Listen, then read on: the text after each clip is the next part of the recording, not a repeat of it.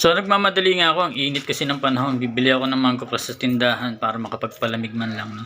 So wag lang sana papalit ang motor ko. Nakto, pumalya na naman. So kailangan ko na namang i-charge to, no. So ilang beses ko nang pinababalik-balik to sa charger station, no.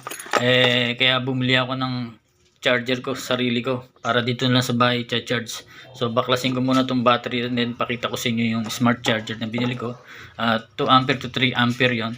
So ang kaya nitong i-charge ay yung 4 Ah hanggang 30 Ah, no. So maliit lang to, napakagaang. Then ito yung manual. So pero compact to at napaka magandang gamitin nga, no. So parang cellphone to, mayroong bar yan. So 4 bar yan. Then yan, dyan yung pyesa niyan, makikita nyo.